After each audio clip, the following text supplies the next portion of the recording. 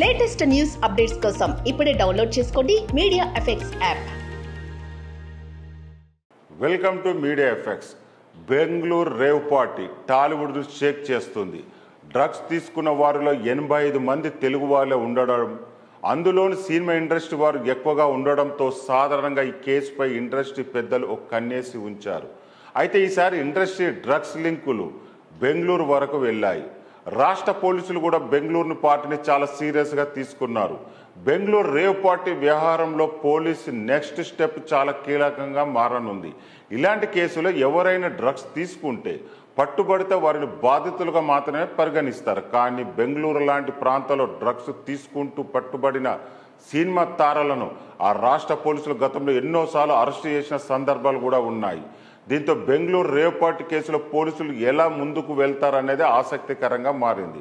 తెలంగాణలో డ్రగ్స్ నిర్మూలన కోసం ఇప్పటికే కాంగ్రెస్ ప్రభుత్వం చాలా చర్యలు చేపడుతుంది.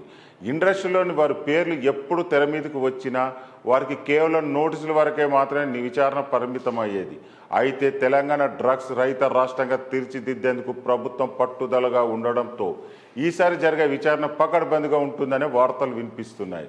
తాజాగా నమోదైన డ్రగ్స్ కేసులో బెంగళూరు పోలీసులు నటి హేమతో పాటు ఇండస్ట్రీకి సంబంధించిన మరికొందరికి నోటీసులు ఇవ్వనున్నారు. నోటీసులు అందుకున్న వారు తప్పనిసరిగా బెంగళూరు వెళ్లి పోలీసు విచారణకు హాజరు కావాల్సి ఉంటుంది. ఇదే ఇండస్ట్రీ వర్గాలు హాట్ టాపిక్గా మారింది. ఒకవేళ హేమ పోలీసు విచారణ హాజరైతే ఆమె ఎలాంటి విషయాలు బయట పెడుతుందనే దాని మీద జోరుగా చర్చ జరుగుతుంది.